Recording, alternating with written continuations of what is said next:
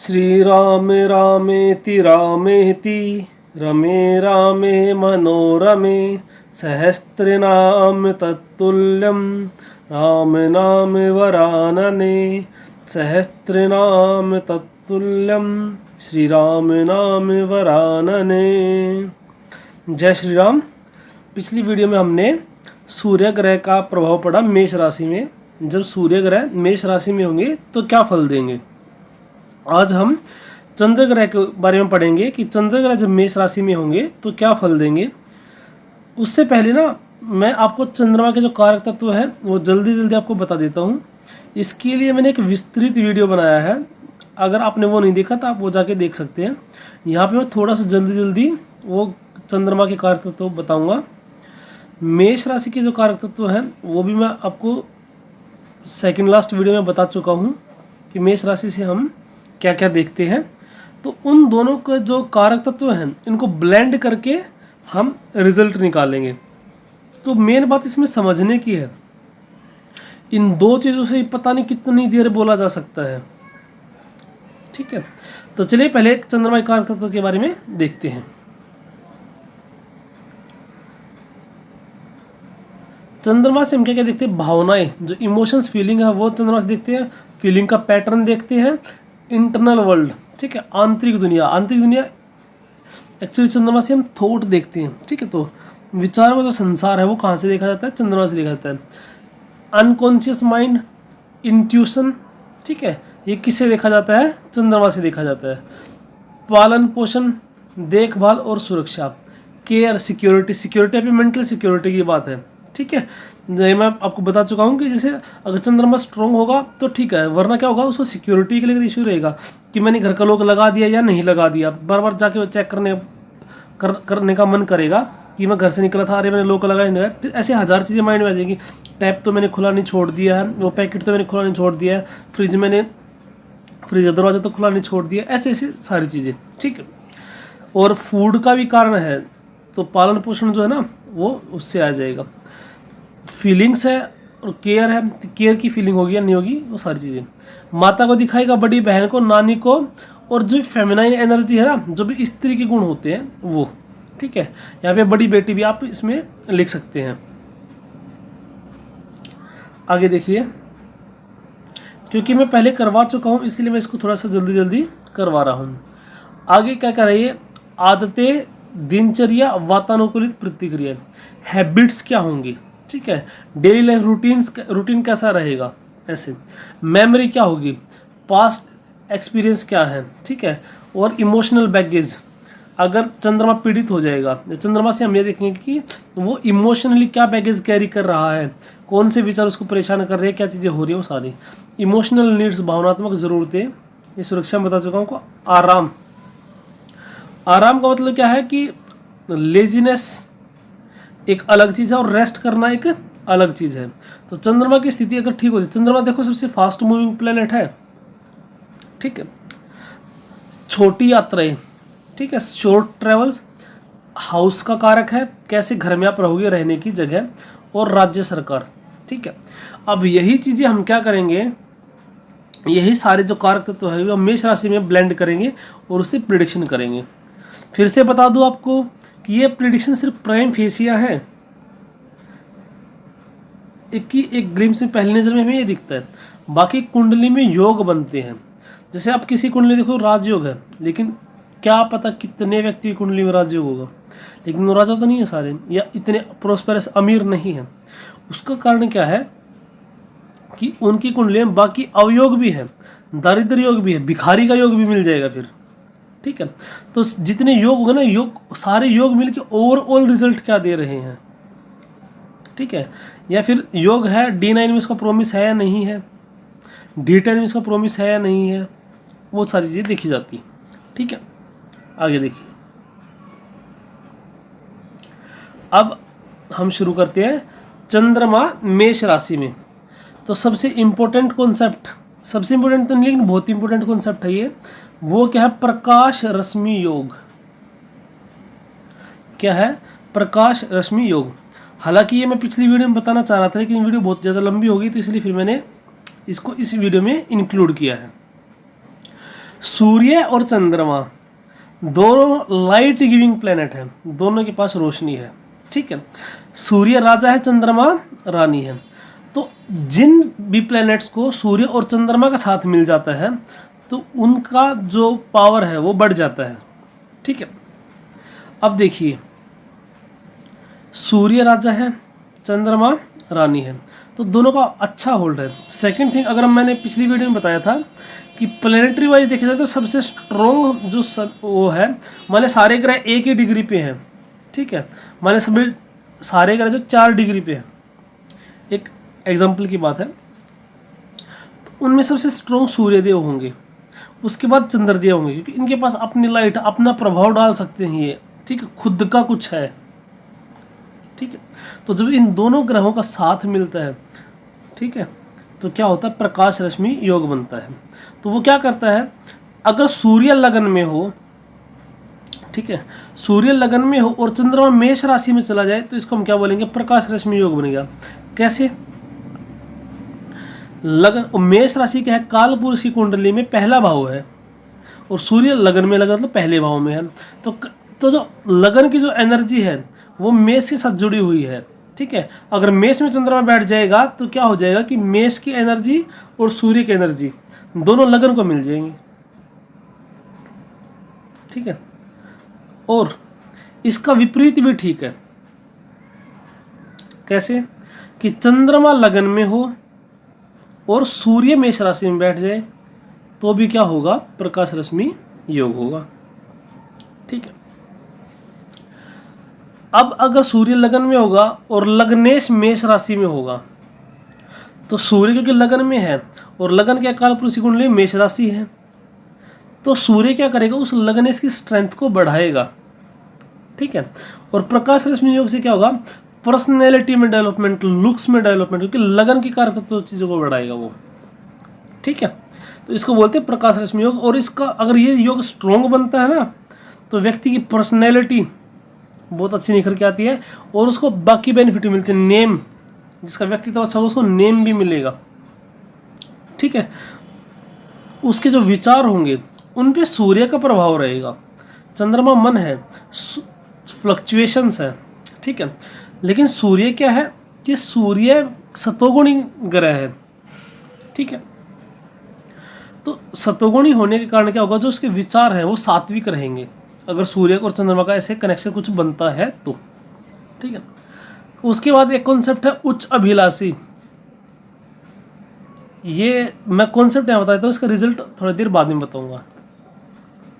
हर एक ग्रह की एक उच्च राशि होती है, जैसे सूर्य की राशि मेष है, चंद्रमा की राशि वृष है, मंगल की राशि मकर है, बुध की राशि कन्या है, बृहस्पति की राशि या गुरु की राशि कर्क है, शुक्र की राशि मीन है, शनि की राशि तुला है, और राहु केतु की वैसे हम ज़्यादा राशि लेते हैं, लेकिन राहु टोरस में, वृष राशि में अपने आपको उच्च का महसूस करता है, अच्छा महसूस करता है। ऐसे केतु वृश्चिक राशि में। जो इनकी राशियाँ हैं इनकी ठीक विपरीत सातवीं राशि क्या है, इनकी नीच की राशि है। तो दो कॉन्सेप्ट है, उच्च अभिलाषी और नीच अभिलाषी। उच्च अभिलाषी का मतलब क्या है कि अभिलाषा, इच्छा है, वो उच्चता की तरफ जा रहा है। तो जो कोई भी ग्रह अपनी उच्च की राशि से पहली राशि में होता है ना, तो उसको हम क्या बोलते हैं, उच्च अभिलाषी। जैसे अगर सूर्य मीन राशि में होगा, मेष राशि में उच्च क्यों होते हैं, अगर मीन राशि में होगा सूर्य तो वो अपनी उच्चता की तरफ जा रहा है, तो उसको बोला जाएगा उच्च अभिलाषी। ऐसे ही जो चंद्रमा है वो मेष राशि में होंगे तो किसकी तरफ जा रहे होंगे, वृष राशि की तरफ। वृष राशि में चंद्रमा उच्च की होती है, इसलिए इनको बोला जाएगा उच्च अभिलाषी। इसीलिए अगर चंद्रमा मेष राशि में होगा तो वो क्या हो जाएगा, उच्च अभिलाषी हो जाएगी। और उच्च अभिलाषी ग्रह की विशेषता क्या होती है कि जैसे जैसे टाइम बीतता जाता है वो अपने अच्छे कारक तत्वों को जातकों को प्रोवाइड करता है, प्रदान करता है, ठीक है।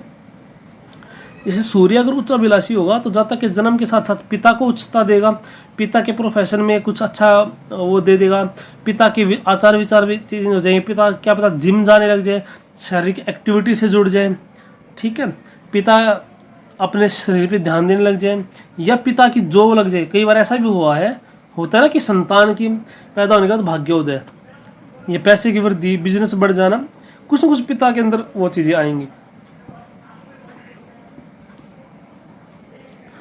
चंद्रमा के मित्र की राशि है कौन सी? मेष राशि।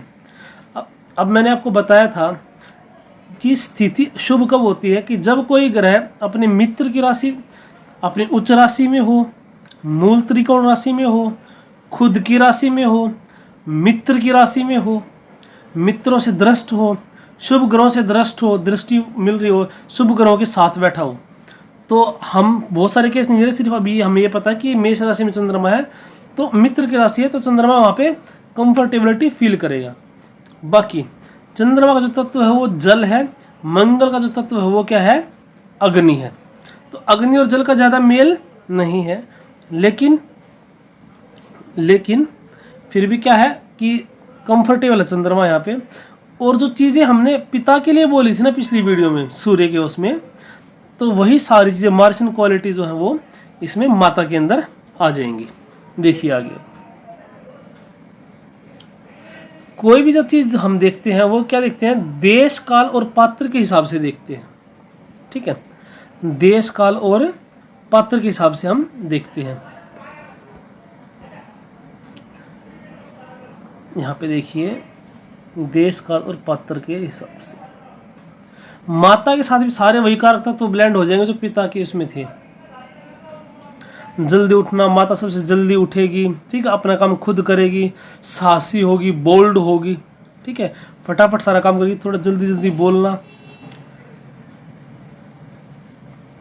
देखिए जो सूर्य के कारक तत्व हैं वे अलग हैं, चंद्रमा के अलग कुछ कॉमन है, लेकिन जो मार्स की जो क्वालिटीज़ थी जो सूर्य के साथ ब्लेंड हुई वही अब क्या होगी?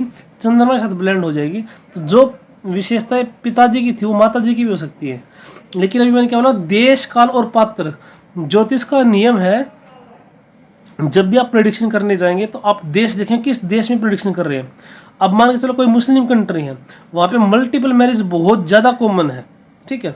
अगर आप ऐसी कंट्री है जैसे जिसमें एक मैरिज ही अलाउड है, दूसरी मैरिज के लिए बिल्कुल कट्टर है, तो वहाँ पे अगर आप बोलोगे कि पत्नियों का योग है तो वहाँ पे सिचुएशन वर्स हो जाएगी, बहुत सोच समझ के बोलना पड़ेगा। लेकिन अगर कोई ऐसी कंट्री है जिसमें मल्टीपल मैरिज बहुत इजीली अलाउड है, आप वहाँ बोलो, अरे वो तो पूछेगा हाँ बताओ ना कब होगी। लेकिन यहाँ पे क्या होगा, जैसे इंडिया में मोस्टली क्या होता है, डोमिनेटिंग वन मैरिज होती है मोस्टली जो हिंदू होते हैं, तो उसमें क्या होगा, अब जब अगर कहेंगे कि इसकी में तो 2 मैरिज का योग है, आदमी डर जाएगा, तो वो देखना पड़ेगा। अब देश के हिसाब से स्थिति ये भी देखनी पड़ेगी क्या चीज़ ज़्यादा प्रोमिनेंट है। जैसे मैंने बताया ना कि मुस्लिम से मल्टीपल मैरिज बहुत कॉमन है, तो अगर कोई ऐसा चार्ट आता है, अगर आपको पता, हालांकि देखो चार्ट तो किसी का भी होगा, वो सब कुछ बताएगा, वो एस्ट्रोलॉजर कैपेसिटी पर डिपेंड करता है। लेकिन जितनी ज़्यादा आप देश काल और पात्र को ध्यान रखोगे ना, उतनी ज़्यादा सटीकता आएगी। काल समय क्यों, अब जितनी सारी चीज़ें अब हैं, ऑनलाइन चीज़ें हैं, इंटरनेट है, सारी चीज़ें हैं, ठीक है, वर्क फ्रॉम होम है, ऐसा बोलते हैं कि ऐसा ज़्यादा घर से बैठ के पैसा कमाएगा, तो वो सारी चीज़ें अगर आज से 200 साल पहले, 50 साल पहले भी कहाँ था कुछ, क्या बोलते हैं ऑनलाइन इतने पैसे, घर बैठे इतने पैसे कमा लेगा, ठीक है, और उसको कोई प्रोडक्ट भी नहीं बेचना, कुछ भी नहीं करना, फ़ोन पे वीडियो बनाएगा, यूट्यूब पे वीडियो बनाएगा, लाखों फॉलोअर्स होंगे, घर बैठे सब कुछ आ जाएगा।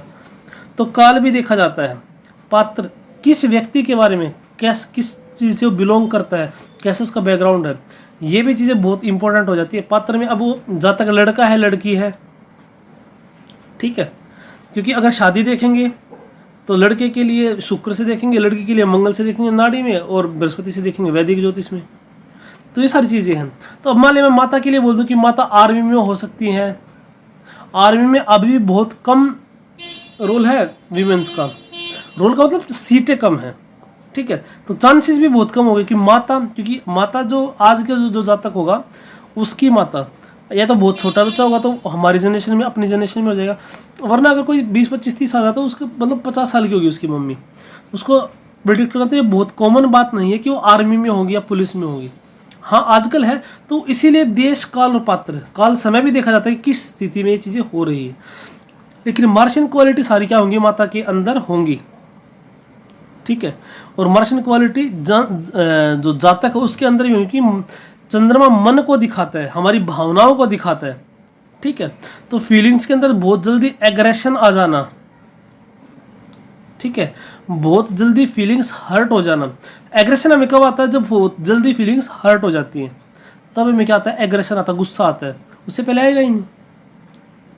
आप सोच के देखिए, कभी कोई ऐसी स्थिति थोड़ी हुई कि आपकी फीलिंग्स हर्ट ना हुई और आपको गुस्सा आ गया हो। कहीं ना कहीं किसी न किसी मन के कोने में आपकी फीलिंग्स हर्ट हुई, तब आपको गुस्सा आता है। Mars is the aggression. ठीक है, तो मार्स क्या है? कैलकुलेशन है ना। मेष राशि और मार्स एक ही बात होगी, इसलिए जब मैं मार्स बोलता हूँ अब यहाँ पे, तो क्या होगा कि वो मेष राशि की बात होगी, मंगल की मूल त्रिकोण राशि है। ठीक है, तो माता कैसी होगी? फटाफट काम करना, मजबूत आवाज, बोल्ड आवाज होगी, खुद भी बोल्ड होगी माता, ऐसी बात नहीं है। साहसी, निडर होगी, सारा काम खुद करेंगी, आलसी नहीं होगी। ऐसे तो कई महिला होती है कि आज मेरे सर में दर्द, आज मेरे पेट में दर्द है, ऐसा नहीं है, तो अपना काम सारा खुद करेगी। जल्दी जल्दी बोलना, ये जातक और उसमें दोनों में आ सकती है चीज़ें, क्योंकि चंद्रमा से वाणी भी देखा जाता है। ठीक है, चंद्रमा, हालांकि बुध जो है वो वाणी के कारक है, लेकिन चंद्रमा दूसरे हाउस में क्या उच्च के होते हैं, वो दूसरा हाउस भी वाणी का होता है। तो जल्दी जल्दी बोलना भी, क्योंकि विचार जितना जल्दी थॉट प्रोसेस होती है, उतना हम बोलने की भी ज़्यादा टेंडेंसी रहती है। इतना सही लॉजिक है, बहुत ज़्यादा इसमें स्ट्रेस देने की ज़रूरत नहीं है कि स्पीडली बोली। एक्शन ओरिएंटेड ज़्यादा होंगे, पहले काम कर लेंगे, बाद में सोचेंगे क्या होगा। ठीक है, पहले काम कर लिया, बाद में देखेंगे कि अरे ये तो मैंने देखा ही, ये तो मैंने सोचा ही नहीं। किसी की लड़ाई हो जाएगी, किसी जल्दी जल्दी में गलत निर्णय ले लेना, कि एक्शन में ज़्यादा विश्वास है, लड़ाई में ज़्यादा बुरा भला कहना, फिर बाद में पछताना कि अरे यार इसको तो इतना ज़्यादा बेवजह ज़्यादा सुना दिया। क्यों? क्योंकि जो थॉट है, माइंड है, वो गर्म जगह पे चला गया, और जब दिमाग में गर्मी चढ़ेगी तो क्या होगा? दिमाग खराब होगा, बुद्धि भ्रष्ट हो जाएगी। ठीक है, तो क्या कि पहले करता है, बाद में सोचता है। तो एक कहावत है, बिना विचारे जो करे सो पाछे पछताए, काम बिगाड़े अपना जगमहु होते हंसाए। कि बिना विचारे जो कार्य करता है वो क्या क्या होता है उसके साथ है कि वो अपना तो काम बिगाड़ता है और जग में उसकी हंसी होती है, लोग उसके ऊपर हंसते हैं। ठीक है, तो रिग्रेट करने से क्या, तो जिसका चंद्रमा मेष राशि में, थोड़ा सा उसको अपने विचारों पे कंट्रोल करना चाहिए, अपनी जुबान पे भी कंट्रोल करना चाहिए, एक्शन पहले सोचना चाहिए। ठीक है, तो जो सुंदरकांड है रामायण में, उसका नाम सुंदरकांड क्यों है? उसका एक रीज़न, एक कारण जो मतलब ज्ञानी जन लोग बताते हैं, ऐसा मतलब मैंने शास्त्रों में तो कहीं नहीं लिखा देखा, लेकिन सब लोग अपनी व्याख्या करते हैं, तो कोई बात अच्छी लगती है तो उसको ग्रहण कर लेते हैं कि जब किष्किंधा कांड होता है तो वहाँ पे सब लोग विचार कर रहे थे। ठीक है, क्या करना चाहिए, एक्शन वहाँ पे कुछ नहीं था, सिर्फ विचार था। और लंका कांड में क्या था? सिर्फ एक्शन था, विचार करने की ज़्यादा ज़रूरत नहीं थी, क्योंकि अब तो लड़ाई करनी है और मारकाट मचानी है। सुंदरकांड में क्या होता है कि पहले विचार होता है, उसके बाद एक्शन भी होता है। करत विचार करहु का भाई, तरु पल्लव महारा लुकाई, करत विचार करो का भाई। हनुमान जी पेड़ के पत्तों में, अशोक के पेड़ के ऊपर बैठे थे ना, ठीक है, तो उसके पत्तों में छिपे हुए हैं और विचार कर रहे हैं कि अब क्या करना चाहिए, किस स्थिति में मैं सीता माता के सामने जाऊं। तभी वहां पे रावण आते हैं। ठीक है, तो विचार कर रहे हैं पहले कि क्या करना चाहिए। ठीक है, उसके बाद सोच के वो दीन मुद्रिका डार, राम जी की मुद्रिका डाल दी, जनु अशोक अंगार, सीता हर्षि उठ कर गए हूँ। सीता जी ने सोचा, सीता जी प्रार्थना कर रही थी कि रावण मेरा इतना सारा डरा के गया, होकर गया, इससे अच्छा तो मैं मरी जाऊँ राम की विरह में। तो अशोक से तो कहते हैं कि तुम्हारी कोप ले ला, तो कृपा करके आप ही मुझे अग्नि प्रदान कर दीजिए। तो जैसे हनुमान जी ने अंगूठी डाली ना, तो उनको क्या लगा कि अरे सच में मेरी प्रार्थना सुन ली, और अंगार डाल दिया। जब उन्होंने राम जी की मुद्रिका देखी तो अति लघु रूप धरेव हनुमाना, पैठा नगर सुमीर भगवान। तो क्या किया, विचार किया ना कि लंका में कैसे जाऊंगा मैं। ठीक है, और विचार किया कैसे, विभीषण को देखा, जब वहाँ पे राम लिखा हुआ था उसके घर में तुलसी जी के पत्ते थे, तो क्या लंका निशिचर निकर निवासा, यहाँ कहाँ सज्जन करवासा, मन में तर्क करे कपिलागा, ते ही समय विभीषण जागा, राम नाम ते सुमरन कीना, हृदय हरस कपि सज्जन चीना। तो पहले सोचे जाए फिर बाद में एक्शन लेते हैं, ठीक है। अब मैं सुंदरकांड में जाऊँगा तो बहुत ज़्यादा वो चीज़ें हो जाएंगी, तो आप यहाँ से ये समझिए कि मार्स की जब एनर्जी आएगी तो एग्रेशन आएगा, ठीक है। सीधा किसी को कुछ भी उल्टा सीधा जवाब दे देना, बिना सोचे समझे कुछ भी एक्शन कर ले, क्योंकि थॉट क्या चलेंगे, एक्शन में थॉट चलेंगे, सीधा कर दिया तो कर दिया सीधा, ठीक। आगे देखिए, लेकिन ये चंद्रमा जो है ना मेष राशि में, ये अच्छा लीडर बना सकता है। कैसे? थॉट के अंदर एग्रेशन आता है तभी क्रांति आती है। अन्याय के खिलाफ लड़ने के लिए आदमी के अंदर ताकत कहाँ से आती है?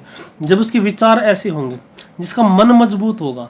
अब मन मजबूत किसका होगा? मार्स की एनर्जी मिलेगी तो मन मजबूत तो होगा ही। लेकिन अगर वो एफ्लिक्शन में चला जाएगा तो दिक्कतें हो जाएंगी। एफ्लिक्शन में चला जाएगा तो वो क्रांति नेगेटिव में भी लेके आ सकता है। किसी नेगेटिव चीज़ के लिए आवाज़ उठाना कि हर गांव में शराब की दुकान होनी चाहिए, क्यों नहीं होनी चाहिए, तुम्हें क्या दिक्कत है, जिसको पीना हो पिएगा ही, ठीक है। या कोई गवर्नमेंट को कोई नेगेटिव एक्शन उसको सपोर्ट कर देना, या किसी का भी नेगेटिव एक्ट को सपोर्ट कर देना, तो एफ्लिक्शन में ये भी हो सकता है। लेकिन अगर पॉजिटिव इसका चीज़ें देखेंगे तो भगत सिंह जैसे विचार आ सकते हैं, मर जाऊंगा या मार दूंगा। भगत सिंह का किसके लिए विचार था, मर जाऊंगा या मार दूंगा? देश की मिट्टी के लिए, हमारे देश के लिए, हमें देश को आज़ाद करवाने के लिए, ठीक है।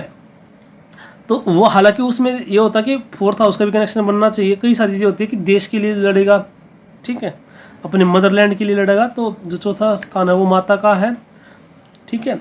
तो माता को, भारत को जो माता बोलते हैं, देश को माता बोलते हैं, तो उसके लिए, ठीक है, तो मदरलैंड के लिए होगा। तो वो उस टाइप की चीज़ है, तो अच्छा लीडर बना सकता है, क्योंकि उसका मनोबल उच्च कोटि का होगा, ठीक है, मन बहुत मजबूत होगा, जल्दी प्रॉब्लम से घबराएगा नहीं, कष्टों से टूटेगा नहीं, ठीक है। आजकल तो क्या है कि 100 रुपये में लोग टूट जाते हैं, ठीक है, किसी को बात बताता ना, अच्छा 100 रुपये तो ले बता दी, ठीक है। तो भगत सिंह जैसे लोग क्या फांसी पे चढ़ जाएंगे लेकिन मनोबल नहीं टूटेगा। लेकिन यदि अफलिक्टेड है, प्रताड़ित है, पीड़ित है, तो क्या होगा, बहुत जल्दी दुखी हो जाएगा, बहुत ज़्यादा विचारों से घिरा रहेगा, ठीक है, परेशान होकर बहुत जल्दी हार मान लेगा। अगर चंद्रमा केतु राहु से पीड़ित है तो, शनि केतु राहु से पीड़ित है तो। लेकिन यदि लग्नेश मजबूत है, लगन का स्वामी अगर मजबूत है और मंगल भी मजबूत हो, तो वो अच्छा लीडर बन सकता है, ठीक है। अभी मैं बता दिया कि अच्छा लीडर बन सकता है, भगत सिंह जैसे विचार आ सकते हैं। एक्शन ओरिएंटेड होगा, क्योंकि विचारों में क्या है, एक्शन है, ठीक है। अब देखिए उच्च अभिलाषी की विशेषताएं, मैंने बताया था ना आपको। तो शुरू में उतावलापन, बाद में स्थिरता विचारों में। स्टार्टिंग में क्या होगा, थॉट्स बहुत ज़्यादा फ्लक्चुएट करेंगे उसके, ठीक है। शुरू में क्या होगा, थॉट बहुत इधर उधर भागेंगे, कुछ भी होगा, लेकिन जैसे जब तक बड़ा होगा उसके विचार में गहराई आती चलेगी, उसके विचार स्थिर होते चले जाएंगे। माता का स्टेटस बढ़ेगा जैसे जैसे जब तक की उम्र बढ़ेगी, और जब तक के सुविचार वह भी समय के साथ गहरे और सुलझे हुए होते हैं। सुविचार कहते हैं, विचार कह सकते हो आप, ठीक है। स्टार्टिंग में हेस्टीनेस होगा, ठीक है, उथल पुथल होगी, उतावलापन होगा, लेकिन जैसे जैसे जब तक बड़ा होगा उसके विचार गहरे होते चले जाएंगे। माता का स्टेटस भी बढ़ेगा जैसे जैसे जब तक की उम्र बढ़ेगी। इकोनॉमिकल स्टेटस भी बढ़ सकता है, रिस्पेक्ट, नेम, फेम, ये सारी चीज़ें भी बढ़ सकती हैं, ठीक है। चांद भोजन को भी दिखाता है, दिखता नहीं यहाँ पे, दिखाता है, ठीक है। और मंगल की राशि मेष में अगर जाएगा तो क्या होगा, ऐसा व्यक्ति तीखा खाने वाला होगा या तीखा पसंद करने वाला होगा। तीखा मैंने क्यों बोला, क्योंकि मार्स जो ग्रह है, मार्स प्रोमिनेंट पर्सन क्या होता है, तीखा खाता है। अब देखिए यहाँ पे चंद्रमा का रोल भी आएगा, ठीक है, कि चंद्रमा को कैसा खाना पसंद है। लेकिन चंद्रमा मन है और खाना भी है, मार्स क्या प्रोमिनेंसी हुई तो क्या होगा, तीखा खाने वाला होगा, तो एक संभावना कि इसको तीखा ज़्यादा पसंद होगा, ठीक है। हालांकि देखिए आजकल बहुत सारी चीज़ें नॉर्मल है कि आप कहेंगे ज़्यादा को नमकीन खाना पसंद है, नमकीन खाना सबको पसंद है, जबकि ऐसा हो सकता है कि मीठा खाना किसी को कम पसंद हो, लेकिन नमकीन आजकल सभी खाते हैं। लेकिन उस नमकीन में भी क्वांटिटी कितनी, एक जनरल आदमी जितना खाता है, किसी को उसमें से ज़्यादा मिर्च चाहिए, किसी को तो लाल, मतलब लाल मैं इसलिए बोल रहा हूँ कि मिर्च इतनी डाल देगी लाल करके ही खाएगा, ठीक है। मार्स का रंग भी लाल है, ठीक है ना, तो लाल मिर्च डाल के और इतना तीखा कर लेगा, उसको वही पसंद आ जाएगा, अब और भी बहुत सारे कारक तत्व हैं, जैसे मैंने फीलिंग्स का बताया था, ठीक है, केंद्र सरकार का बताया था, तो वही है, जो माता है, बड़ी बहन है, वो केंद्र सरकार में किसी मार्स रिलेटेड टास्क से जुड़ी हुई हो सकती है, ठीक है। अगर मार्स मेष राशि में चंद्रमा है और एफ्लिक्टेड हो जाता है तो तरह भावनाओं में एग्रेशन, कई बार मैंने पीछे बताया था कि छोटी छोटी बातों पे चिड़चिड़ा हो जाना, छोटी छोटी बातों पे रिएक्ट कर देना, किसी ने कुछ बोला सीधा गाली दे दी उसको, ठीक है। ये सारी चीज़ें क्या, चंद्रमा जब मेष राशि में होगा तो कब, एफ्लिक्शन में होगा, अच्छी स्थिति में होगा तो अच्छे विचार देगा, कंट्रोल, विचार पे कंट्रोल भी देगा। और मेष क्या है, मेष राशि में कैलकुलेशन है, क्योंकि मार्स की राशि है ना, मार्स ग्रह से परमात्मा अंश लेकर श्री नरसिंह भगवान ने अवतार लिया था, तो बहुत सारी कैलकुलेशन है उनके अंदर, ठीक है। तो ऐसा क्या होता है कि थोड़ा सा कैलकुलेटिव माइंड, विचार जो है वो भी फिर कैलकुलेशन की तरफ जाएंगे, नाप तोल के विचार, मतलब विचार जब करेगा तो चीज़ों को नाप तोल लेगा, क्या करूँ क्या नहीं करूँ, अगर अच्छे भाव में है तो, अच्छी स्थिति में है तो, ठीक है। ये मेरी तरफ से बेसिक जो चीज़ें थी, चंद्रमा जो मेष राशि में है, ये इनको प्रिडिक्शन ना समझा जाए कृपया, है ना, कि सीधा किसी का चंद्रमा मेष राशि में देख लिया और प्रिडिक्शन कर दिया, ठीक है। अब जैसे मान लिया चंद्रमा मेष राशि में है, साथ में केतु मिल जाए तो क्या होगा। देखिए मेरे ख्याल से मेष राशि वेदांत दिखाती है, अच्छा देखो, मेष राशि वेदांत को दिखाती है, तो मन कहाँ गया, वेदांत की राशि में गया, मन उसका किसका, जातक का मन क्या करेगा, वेदांत पढ़ो, है ना। केतु भी साथ में आ जाए, केतु भी क्या दिखाते हैं, स्पिरिचुअलिटी को दिखाता है, वेदांत भी स्पिरिचुअलिटी को दिखाते हैं, और प्रोमिनेंटिंग हो गया। केतु इंट्यूशन भी देता है, केतु क्या देता है, इंट्यूशन भी देता है। ऐसा जातक जब चंद्रमा मेष के अंदर है और ऐसा जातक जब ज्योतिष की तरफ जाता है तो क्या होता है कि कैलकुलेटिव, एक होता है कि सिर्फ बातें बना रहे हैं चीज़ें, टेक्निक्स पे बिलीव करना, प्रैक्टिकलिटी पे बिलीव करना, है ना। एक तो क्या है कि 1 घंटे का लेक्चर बना दिया, इधर उधर की बातें कर दी। कंटेंट बनाना is not a difficult task, किसी की वीडियो देख के नोट्स बना के कंटेंट बनाया जा सकता है, लेकिन असली एस्ट्रोलॉजर क्या है कि जो टाइमिंग ऑफ इवेंट्स को प्रिडिक्ट करे, ठीक है। तो अगर मंगल का साथ होगा ना तो वो बेवजह की इतनी बातें करने की बजाय वो टेक्निक्स पे बिलीव करेगा, वो अपने योग पे बिलीव करेगा, योग मतलब कुंडली के योग पे, और कैलकुलेशंस पे बिलीव करेगा, वो कैलकुलेटिव पार्ट उसका अच्छा होगा। तो टाइमिंग ऑफ इवेंट्स निकालने के लिए कैलकुलेशन बहुत सारी चीज़ें चाहिए होती हैं, तो वो चीज़ें उसके लिए अच्छी हो जाएंगी। अब केतु अगर मान लें मेष राशि में गया चंद्रमा के साथ तो क्या होगा, मंगल और केतु, एक तरीके से मंगल और केतु जुड़ गए, मंगल और केतु जब जुड़ती है तो हाइट से गिरने का योग हो जाता है। तो चंद्रमा का या तो माता या बड़ी बहन हाइट से गिर सकती है। अब इस तरीके से आपको कितनी भी चीज़ें ब्लेंड कर सकते हो। केतु काटता है, ठीक है, केतु क्या है, काटता है। मंगल क्या है, रसोई घर को दिखाता है, रसोई क्या है, मंगल दिखाता है। हालांकि नक्षत्रों में रोहिणी दिखाती है रसोई घर को, कृतिका बेकरी को दिखाती है, तो मेष राशि में कृतिका नक्षत्र का एक चरण आ जाता है, ठीक है। तो माता क्या हो सकती है, बेकरी का काम करने वाली हो सकती है, या रसोई में जैसे सब्जी कट करते हैं, क्या है, मार्स केतु, ठीक है, कट करना, केतु क्या है, कट करना, इस तरीके से, ठीक है। मंगल क्या रसोई को दिखाता है, तो माता रसोई के कार्य में कुशल होगी। देखिए लगभग आपको सबको लगता है कि हमारी जो सबकी मम्मी है वो रसोई में कुशल है वो हमारे कंपैरिजन, क्योंकि हमें कुछ नहीं आता। लेकिन जब उनको आपस में कंपेयर किया जाता है तो किसी को क्या है कि ज़्यादा स्किल है, चीज़ों को किस तरीके से डिब्बे रखने हैं, कहाँ पे रखने हैं, क्या चीज़ें करनी है, किसी को प्रॉपर याद रहेगा कहाँ पे मिर्च है। अच्छा मान ली कोई भी पकवान बनाएगी, है ना, चंद्रमा फूड है एक, तो दूसरा तो मार्स रसोई है, पकवान बनेगी, मार्स कैलकुलेशन भी है। जैसे बताया नरसिंह भगवान कितने कैलकुलेट करते हैं, ना अंदर ना बाहर, तो उनकी जो कैलकुलेशन होंगी मिर्च की, नमक की, वो एक्यूरेट होने की संभावना ज़्यादा हो जाती है अगर वो सही स्थिति में। तो एफ्लिक्शन आ जाएगा तो उल्टा हो जाएगा, नमक ज़्यादा डाल दिया, वो चीज़ ज़्यादा डाल दी, ठीक है। अब इस तरीके से अगर हम ब्लेंड करने लग जाएंगे तो कितनी सारी चीज़ें हो जाएंगी, है ना। राज्य सरकार से बिलोंग करता है, इंट्यूशन, चंद्रमा से इंट्यूशन भी देखते हैं, ठीक है, बहुत सारी चीज़ें हैं। तो यहाँ तक इस लेवल के लिए आपके लिए इतना काफ़ी है। हम धीरे धीरे बढ़ेंगे और अब हम प्रेडिक्शन की तरफ ही चल रहे हैं। मंजिल बहुत पास भी नहीं लेकिन बहुत दूर भी नहीं है ना। हम बिल्कुल अच्छे रास्ते पे चल रहे हैं। तो आज की वीडियो में सिर्फ इतना ही। जो ज्योतिष रूपी ज्ञान गंगा बह रही है, इसमें मैं आपके लिए एक नया ज्ञान का कलश लेकर उपस्थित होऊंगा मंगल ग्रह मेष राशि में। ठीक है, तब तक आप सबको जय श्री राम।